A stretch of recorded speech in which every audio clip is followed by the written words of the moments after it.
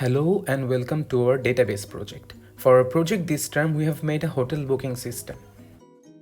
This project was built by me, Mohammad Zariful Alam and Ramis Alam, and our project was supervised by Mohammad Tawfiquzzaman Pranto sir. We have built this website using the Django web framework, and the programming languages used in our project is mainly Python and JavaScript.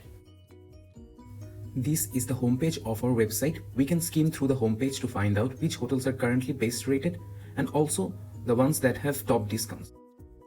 All this information comes from the database and is sorted accordingly. Here we can see the rating of the best rated hotels, and here we can see the top discounts.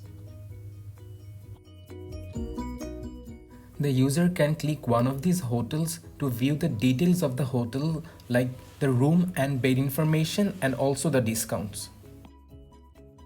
Alternatively, the user can search according to his destination, like here Indonesia, check-in date and check-out date, and also the number of rooms he wants to book. And all the hotels that meet his criteria will be available here.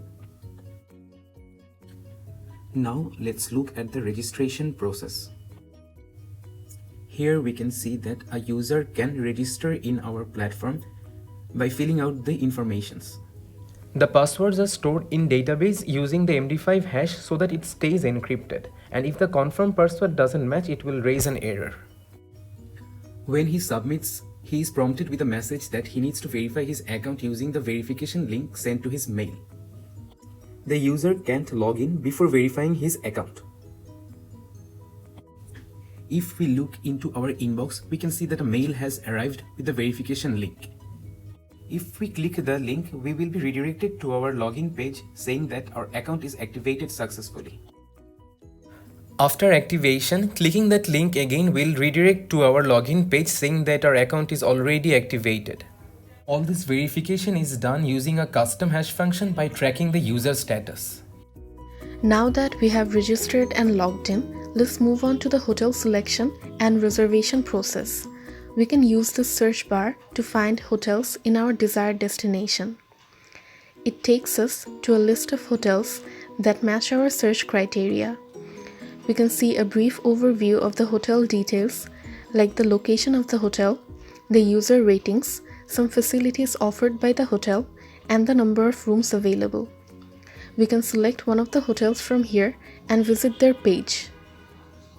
In the hotels page, there is a list of featured rooms and suites, a list of facilities and services provided by the hotel, and a guest review section. We can visit the rooms and services pages for more details. In the rooms page, we have a list of all the available rooms. We can see the room types, cost per night, discounts offered, and how many rooms of each type we can book. In the services page, we have a list of available free services for all the guests and a list of paid services. We can check the price for each of these paid services from here. After checking the rooms and services, we can now move on to the reservation process.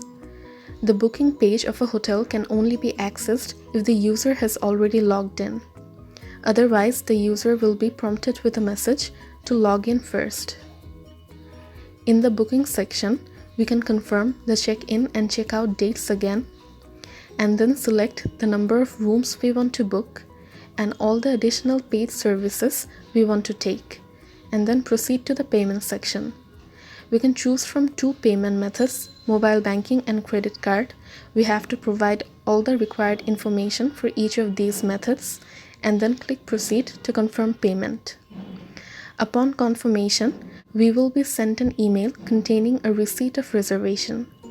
The receipt will contain all the details of this reservation that we may want to know. We can see these details in the user dashboard section as well that we discuss in the next part. Now let's see our user dashboard.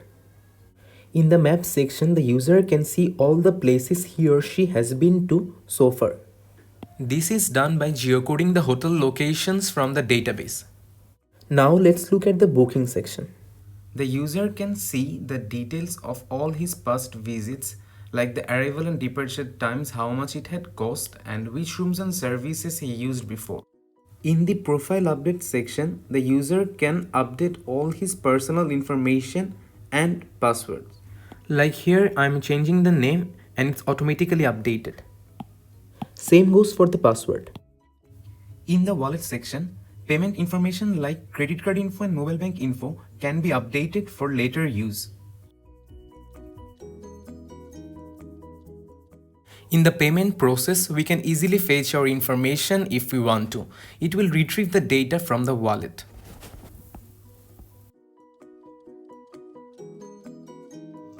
We have a hotel admin section for the hotels to manage the data they want to show the users. We can log in as hotel admin by providing the hotel user ID and password. It will take us to the admin dashboard section where we can update the rooms and services data that we show in our hotel's rooms and services pages. In the room section, we can update the cost per night and discount for each of the room types. We can enlist a new room under any of the existing room types or add a new type of room to our hotel's room list. In the services section, we can add a new free service or delete an existing one. We can update the cost for the paid services or add new paid services to the list. We can also see the hotel's reservation data. Here we have a plot of the hotel's income over the last few months.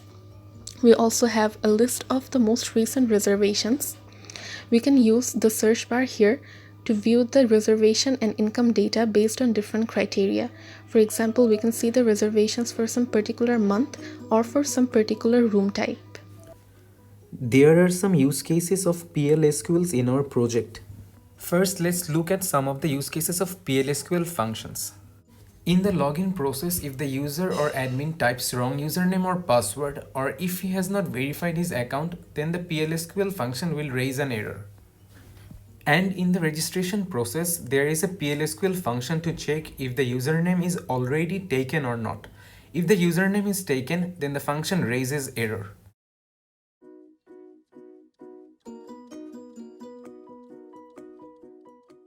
And if no error occurs, then there is another PLSQL function which generates a new random ID for the new user in our database.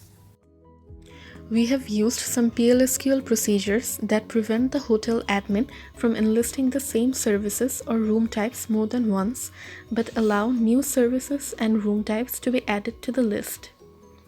We have also used a trigger to update the hotel rating whenever a user rates the hotel from his reservation list.